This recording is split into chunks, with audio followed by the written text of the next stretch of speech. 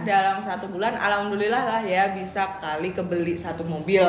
Bisnis bareng pacar yang berhasil guys ya, tidak selalu bisnis bareng pacar tuh gagal. Bener, sekitar 800 kalau nggak salah. Jadi makanya itu uang habis gitu ceritanya.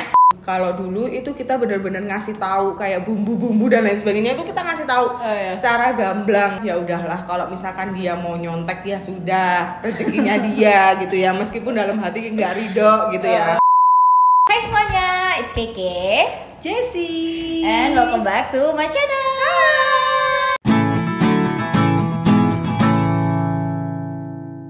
I personally sangat tertarik dengan topik ini. Kenapa? Karena aku dulu tuh udah pernah nyobain bisnis kuliner sebenarnya pas kuliah, cuman gagal terus. Udah sampai tahap trauma bun saya bikin bisnis kuliner, dan anak di sebelah saya ini, wah keren banget sih. Dari tugas kuliah nih, mulai dari CFD, mulai dari event, sampai sekarang udah punya outlet sendiri dan bahkan udah diversifikasi produk juga ke online. Kayak kita mau menggali ilmu yang dimiliki sama manusia berambut merah di sebelah saya. Halo, saya Jessie Kurnia Dewi Trisef. Saya pemilik dari Seblak Mamang Dut. Kalau untuk online-nya namanya Super Seblak. Sangat singkat padahal dan jelas ya.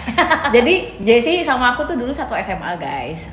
Pisah karena kuliah, dan Jessie ini kuliah di Malang waktu itu jurusan Tata Boga juga ya, Jess? Tata Boga. Aku penasaran, apakah sebenarnya orang bikin bisnis kuliner itu harus bisa masak dulu sih? Atau bahkan kayak kamu harus ngambil les dulu atau bener-bener ngambil degree dulu? Nggak harus gitu, nggak harus bisa masak. Cuman kalau misalkan kalian punya bisnis kuliner plus kalian bisa masak, itu adalah nilai plus. Biasanya kan orang kan bilang kayak tangan satu sama tangan yang lainnya kan beda rasa nih. Jadi kalian bisa untuk minimal satu ngajarin karyawannya untuk bagaimana sih masak yang benar, untuk menjaga rasa dari produk kalian sendiri. Kalau menurutku kayak gitu sih ya. Jadi lebih ke authenticity-nya.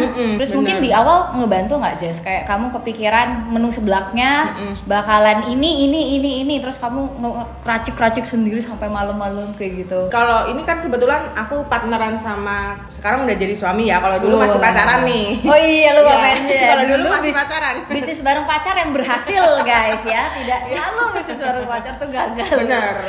Alhamdulillah saya dapatnya yang berhasil. Yang bisa masak saat itu adalah pacar saya. Kalau aku bisa masak, cuman aku tidak paham bener rasa dari seblak itu seperti apa waktu itu. Dia ini memang lahir dan besarnya di Jawa Barat. Nah ini aku jadi tertarik soal partnership nih. Kan kadang orang mau bikin bisnis kuliner bingung apakah mulai sendiri ataukah harus berpartner. Nah kalau Jessie waktu itu mulai di tahun berapa, Jess? Kalau aku mulai 2015. Nah itu kalau kan kamu langsung berpartner ya. Nah tapi kalau misalnya ada teman-teman di sini yang pengen mulai, apakah harus sih sebenarnya berpartner itu? Harus atau enggak ya? Enggak. Kalau aku sih enggak, malah banyak resiko gitu loh. Ya kayak tadi di awal kayak ini adalah salah satu contoh berpartner dengan pacar yang berhasil kayak gitu ya. Kan beda kepala nih. Jadi kalau misalkan kalian punya paket lengkap, kalian bisa masak dan kalian pengen berbisnis, nggak perlu berpartner pun masih aman gitu. Tapi harus punya modal sih ya. Itu gue yang harus kita omongkan ya sekarang ya. Betul, itu nomor 1 ya. Boleh tahu nggak, Jess, kamu dulu modalnya pas awal mulai berapa, range-nya, dan sekarang omset harian atau bulanannya berapa? Oh, takut banget nih. Kalau dulu awal modal aku jualan pertama kali memang karena kan kuliah nih 500.000 kalau nggak salah waktu itu ya. 500.000 itu untuk beli bahan sama alat-alat yang belum aku punya di rumah, sama kayak bikin banner, bikin untuk promosi dan lain sebagainya. Itu sih. Nah terus kan berjalan sekarang udah omset berapa, Bun? Alhamdulillah sekarang omsetnya penonton ikut nyimak loh ini belakang kamera. Dalam 1 bulan nih ya, dalam 1 bulan alhamdulillah lah ya bisa kali kebeli 1 mobil. Waduh, luar biasa, tepuk tangan dulu bang. Pas awal Jessie bikin bisnis kuliner ini nih, kira-kira apa sih tantangan terbesar yang kamu rasakan selama membangun Seblak Mamang Dut ini? 1, sudah pasti modal. Yang harusnya modalnya nggak 500.000 nih di awal, akhirnya ya udah pokoknya 500.000 harus cukup gitu. Akhirnya kayak promosi dan lain sebagainya kurang. Terus yang kedua, mencari target pasar. Itu nanti larinya akan ke tempat kamu jualan, harga kamu jualan, bahan yang kamu pakai untuk membuat produkmu. Itu nanti larinya ke situ. Yang terakhir adalah konsistensi. Konsistensi itu sangat gampang diucapkan tapi sulit susah dijalani. Contohnya apa nih? Harusnya di media sosial 2 hari sekali upload nih, ternyata nggak saya lakukan. Akhirnya turun lagi gitu ya engagementnya kayak gitu. Benar-benar. Yang kedua adalah namanya orang jualan itu pasti naik turun juga kan. Ketika turun kadang-kadang orang merasa kayak takut gagal, takut bangkrut, takut nggak bisa bayar ini, nggak bisa bayar itu. Akhirnya ya wis lah ditutup aja. Nah kayak gitu. Jessi ini salah satu ini guys, korban terdampak pandemi ya. Jadi kan kamu mau bikin outlet, tapi ternyata tiba-tiba pandemi ya nggak sih? Bener. Udah PPKM, udah orang nggak boleh keluar, terus outletnya gimana ini udah DP udah semuanya ya waktu itu ya. Kalau saya flashback ke belakang, kayaknya waktu itu saya udah mau menyerah. Uang tabungan udah habis karena untuk membangun dan lain sebagainya. Saya harus menggunakan tabungan yang lain gitu untuk tetap menjalankan si operasional ini. Saya habis semua uang. Kemudian saya dapat tawaran jadi guru ceritanya. Boleh tahu itu berapa Bu modalnya bikin outlet ini Bu? Saya dari ruko yang cuma 5x8 dengan omset waktu itu sehari cuma 4 juta. Kemudian nabung, akhirnya bisa untuk pindah ke sini sekitar kalau nggak salah ingat ya waktu itu ya sekitar 800 kalau nggak salah. Jadi makanya itu uang habis gitu ceritanya. Udah mau buka tanggal 12 April saya ingat, tanggal 10 April ada pengumuman harus lockdown. Itu udah kayak orang gila sih, kayak wah gimana nih gitu. Akhirnya kan itu saya cuman buka online waktu itu, kayak delivery order itu saya yang delivery. Pacar saya masak nih waktu itu, bantuin anak-anak masak, saya yang delivery order. Oh my god. Sampai segitunya, kayak mau nyerah gitu loh, kayak udahlah capek. Nah yang menguatkan waktu itu adalah pacar saya. Aduh, alhamdulillah ya, maksudnya alhamdulillah banget ya. Jadi waktu itu pacarku tuh bilang gini, aku nggak setuju kamu jadi guru, wes kamu tenang no diri dulu, insya Allah nggak apa-apa, wes talah kita bisa ngelewati ini. Itu saya ingat banget, cuman dalam hati saya waktu itu ya kayak, ya kamu nggak ngitung uangmu sih. Tenang guys, ini take away-nya bukan kalian harus punya pacar ya buat bisnis. Pokoknya membangun support system. Betul. Ya. Terus aku tuh penasaran ya, sekarang punya karyawan berapa Jess? Kalau sekarang yang di outlet karyawanku 35. Nonton 35 yang di sini, terus untuk yang di super sebelah itu kurang lebih 12. udah hampir 50 ya kurang lebih. Gimana caranya akhirnya bisa benar-benar istilahnya lepas lah dari kita ngurus semuanya sendiri, sampai akhirnya berani untuk hire karyawan, nyerahin, mempercayakan resep ke karyawan ngejalanin operasional semuanya, bahkan kamu bisa keluar kota dan lain-lain. Itu gimana gitu prosesnya untuk nyerahin itu? Kalau dulu itu kita benar-benar ngasih tahu kayak bumbu-bumbu dan lain sebagainya, itu kita ngasih tahu secara gamblang gitu ya. Dengan hati yang ya udahlah, kalau misalkan dia mau nyontek ya sudah, rezekinya dia gitu ya, meskipun dalam hati nggak ridho gitu ya. Semakin kesini semakin banyak kan karyawannya. Akhirnya kalau misalkan kita kasih tahu semua, kita ngasih ilmu gratis gitu kan. Jadi karyawan yang keluar masuk itu kan cepat. Akhirnya kan kita ngasih tahu keluar, terus ini kita ngasih tahu lagi keluar lagi. Nah itu yang akhirnya membuat satu kayak bumbu basic ya. Mereka tinggal kayak cemplung sama seasoning, lebih mempermudah juga kan untuk mereka. Itu berjalan kurang lebih setahun kalau nggak salah, untuk benar-benar kita bisa melepas mereka ya. Kalau dulu awalnya tahapnya kayak cuma ninggal sejam 2 jam, kemudian naik lagi tahapnya ninggalnya 1 kali shift, terus nanti naik lagi. Itu kayak harus bertahap gitu, nggak bisa langsung kayak ya wes sudah tak ajarin dadah aku mau keluar. Nah itu bisa membunuh produk kita sendiri sih. Benar. Dulu SOP kita bikin, ya saya sama Mas Bima juga yang mengawasi, ya saya sama Mas Bima juga yang menghukum. Ketika kita paksa ini loh SOP dan lain sebagainya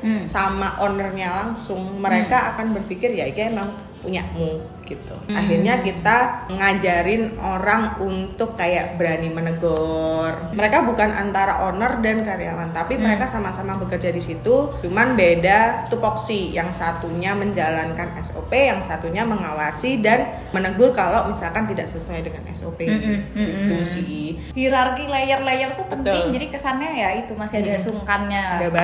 Ada batasnya gitu. Satu masalah lagi masih tentang karyawan sih. Turnover tuh kayaknya sering terjadi di bisnis kuliner. Kalau kasus kamu sendiri gimana untuk ngurangin itu? Karena capek banget gak sih? Kayak rekrut terus. Capek. Ya, capek ya. Itu turnover karyawanku cukup tinggi. Awalnya aku ngerasa kayak aku yang salah. Ternyata ketika riset ketemu banyak pebisnis, akhirnya tahu juga ternyata memang kalau F&B itu memang kayak batu loncatan mungkin ya untuk mereka ya, pengen coba sesuatu yang baru, pengen cari pengalaman. Jadi nggak perlu baper ya. Awalnya baper banget sih, kayak aku nih yang salah nih gitu. Ya nature industrinya gitu. Terus kebanyakan karena stage bisnisnya kalau masih bisnis kecil mungkin nge-hire orang-orang yang masih cari pengalaman. Betul. Masih green banget ya, masih hijau banget. Jadi ya memang kalau bisa salary-nya sesuai dengan tugas mereka kayak gitu sih. Sama diajak ke Bali ya, Jess.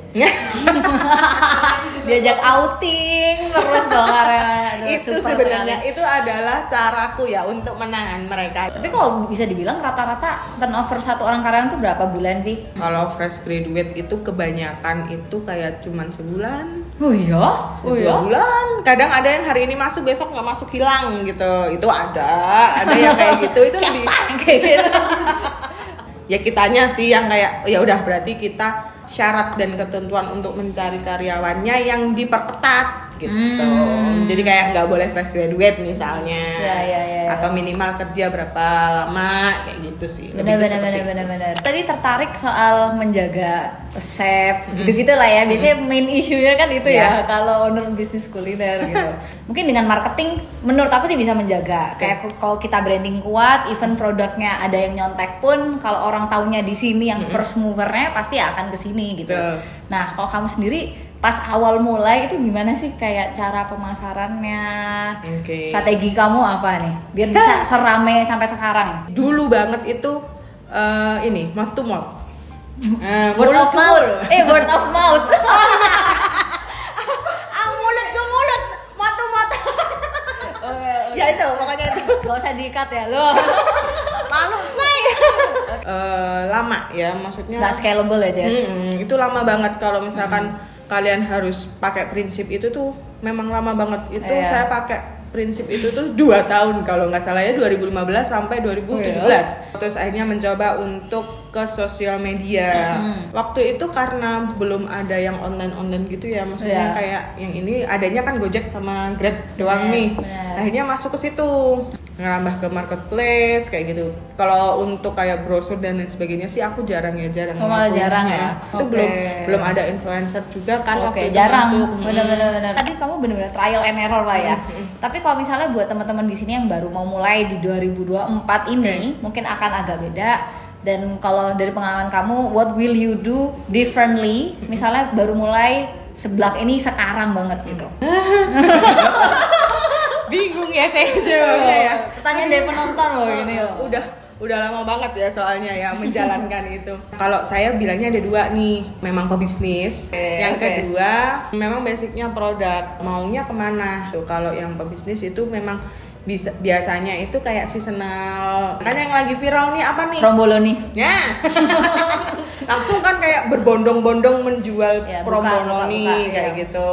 Ya itu balik modalnya memang cepat kalau produk yang viral-viral gitu ya gitu. Tapi kalau misalkan memang kalian punya produk yang benar-benar kalian jagoin nih, pengen kalian jual, ya memang kalian harus trial and error dulu produk kalian ini. Jangan hanya lingkungan circle jangan cuman circle kita aja. Tapi menurut aku bagus banget sih kamu nge-sectionnya 2 tipe pebisnis kuliner tuh, product oriented atau yang benar-benar business oriented. Mungkin yang business oriented marketingnya bakal lebih agresif. Karena seasonnya cepat.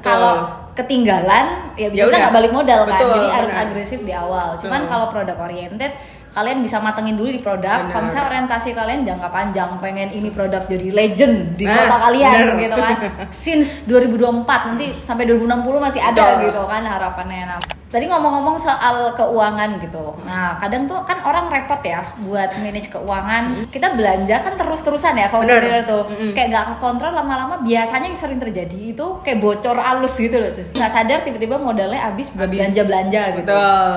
Nah, itu gimana sih? Penasaran aku. Itu kalau ngontrolnya sih lebih ke ini ya. Ini kan udah berjalan berapa lama ya. Jadi kayak tahu nih, timku udah tahu kayak satu kali belanja itu kurang lebih range-nya sekian sampai sekian misalkan. Jadi itu langsung sudah terpisahkan sendiri. Jadi kayak pengeluaran kecil-kecil itu dari tim kasir, nanti dari tim kasir itu naik ke admin. Nah, admin nanti akan mengecek kembali. Ya runtutannya jadi kayak belibet ya gitu ya. Cuman dari situ akhirnya lumayan gitu loh, kayak bocor alusnya ini nggak yang separah waktu dulu gitu. Jadi kayak double layer ya Jess. Kamu kalau sistem yang sekarang sejauh ini berhasil lah ya. Benar-benar. Pas di awal nih kita belum ada pemasukan, kan kita pasti nentuin harga barang dulu. Tadi Benar. aku belum nanya. Nah, gimana itu cara menemukan, misalnya nih kayak ini kan harganya 19.999 ya kalau kalian lihat di e-commerce. Nah, itu kira-kira bisa nemu kayak gini sebelumnya ini sekian ribu, ST sekian ribu itu gimana sih? Manual sih. Ya ampun, maaf banget ya.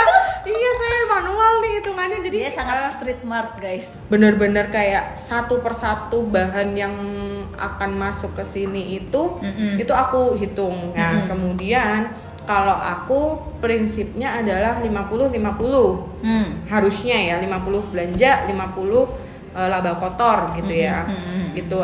Tapi kalau untuk yang super seblak ini aku bikinnya berbeda karena aku mau menekan harga gitu kan. Karena kan istilahnya kan Online lebih kejam ya, Bu? Cuman ya itu kembali lagi karena kita yakin sama produk kita meskipun harganya jauh banget sama yang lain, ya saya bisa menjamin kamu bakal suka loh. Benar. Oke, Kayak ini gitu sangat sih. bagus ya buat menutup video kali ini ya. Sebelumnya terima kasih banyak. Saya juga Ibu terima Jessi. kasih ya. Salam buat Mas Bima juga. Ya. Terima kasih buat penonton. Yeay. Excellent nonton di belakang kamera ya. Ya, semoga berguna videonya buat teman-teman yang pengen bisnis kuliner juga atau bahkan sekarang udah mulai bisnis kulinernya tapi kayak ngerasa stuck gitu mau dibawa kemana. Jangan lupa share video ini ke teman-teman kalian juga. Terima kasih, jangan kapok-kapok ya buat datang lagi. Mungkin nanti kalau udah nasional gitu cabangnya ya kita doakan ya. Kita Ada akan part 2 berarti. Iya, ada part 2. Oke, terima kasih dan sampai ketemu di video selanjutnya. Bye.